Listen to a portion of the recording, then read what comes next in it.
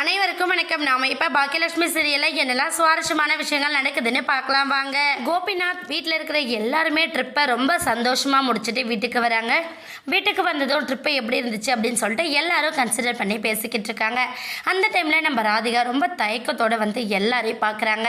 இன்னொரு பக்கம் நம்ம பேசுகிற விஷயத்தால இவங்க எல்லாரும் எப்படி தப்பாக எடுத்துப்பாங்களோ தெரியல அப்படிங்கிற ஒரு மைண்ட் செட்டோட நம்ம ராதிகா வந்து நிற்கிறாங்க. கோபி வந்து என்னாச்சு ராதிகா, என்ன விஷயம் அப்படிங்கிற மாதிரி நம்ம கோபி கூப்பிட்றாங்க. ஒன்றும் இல்லை கோபி, ஒரு முக்கியமான விஷயம் பேசணும் அப்படின்னு சொல்லிட்டு நம்ம ராதிகா சொல்ல, என்ன விஷயம் சொல்லு ராதிகா அப்படிங்கிற மாதிரி கோபியும் கேட்குறாங்க. இல்லை, அதாவது வந்து நம்ம கொடுத்த வாடகைப்படி இன்னும் 2 நாள் தான் நமக்கு பாக்கியா கொடுத்த கெடு இருக்குது.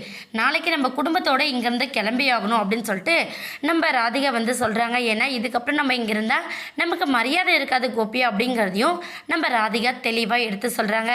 ராதிகா இப்படி சொன்னதை கேட்டதுமே நம்ம கோபி, இனியா, ஈஸ்வரின் எல்லாரும் ரொம்ப ஷாக் ஆயிடுறாங்க. இன்னொரு பக்கம் ராதிகா இப்படி பேசுறதை நம்ம பாக்கியாவும் கிச்சன்லேருந்து நோட் பண்ணிக்கிட்டு தான் இருக்காங்க. ஈஸ்வரி உடனே என்ன பண்ணாங்க, ஏய் நீ போகிறத இருந்தால் போ, அது என்ன உடனே என் பிள்ளையும் கிளம்பணும்னு சொல்கிற அப்படிங்கிற மாதிரி ஈஸ்வரி ஒரு பக்கம் பேசுகிறாங்க. உடனே நம்ம ராதிகா என்ன பண்ண, அத்தை நான் உங்ககிட்ட பேசலை, கோபிக்கிட்ட தானே பேசிக்கிட்டு இருக்கேன் அப்படின்னு சொல்லிட்டு நம்ம ராதிகா என்ன பண்ணேன், சரி கோபி நான் கிளம்புறதுக்கு துணி எல்லாத்தையும் எடுத்து பேக் பண்ணணும், நான் கிளம்புறேன் அப்படிங்கிற மாதிரி சொல்கிறாங்க.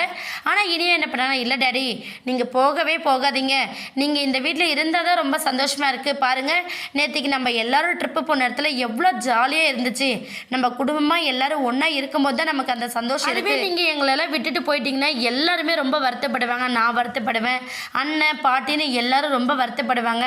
அங்கே நீங்கள் போனதுக்கப்புறம் உங்களையே நினச்சி நாங்களும் வருத்தப்படணும், நீங்கள் போனால் எங்களை நினச்சி ரொம்ப வருத்தப்படணும், நீங்கள் போகாதீங்க டேடி, நான் அனுப்ப மாட்டேன் என் டேடி அப்படின்னு சொல்லிட்டு ரொம்ப அடமெண்ட்டாக இருக்காங்க நம்ம இனியா.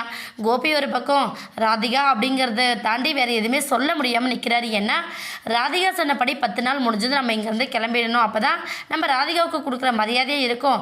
பாக்கியமும் அதை தானே சொன்னா அப்படிங்கிறதுலேருந்து நம்ம கோபி வந்து யோசிக்கிறாங்க. உடனே என்ன பண்ணுறாங்கன்னா, சரி மயு நீ ஒன்றும் தப்பாக எடுத்துக்காதடா, டேடி அங்கே இருந்தாலும் இங்கே இருந்தாலும் உங்கள் நினைப்பாக தான் இருப்பேன், நீங்கள் இதை பற்றி ஒன்றும் ஒரி பண்ணிக்க வேண்டாம், நான் நினச்ச நேரத்தில் கண்டிப்பாக இங்கே வந்துடுவேன், நீ ஒன்றும் வருத்தப்படாத அப்படின்னு சொல்லிட்டு நம்ம இனியாவுக்கு ஆறுதல் சொல்கிறாங்க. ஆனால் நம்ம இனியா வந்து கன்வீனியன்ஸ் ஆகாத, அப்பா நீங்கள் இங்கே தான் இருக்கணும் அப்படிங்கிறதுல ரொம்ப அடமெண்ட்டாக இருக்காங்க. என்னாக போதுன்னு வெயிட் பண்ணி பார்க்கலாம். இந்த வீடியோ உங்களுக்கு பிடிச்சிருந்தா மறக்காமல் நம்ம சேனலை சப்ஸ்கிரைப் பண்ணுங்கள். தேங்க்யூ.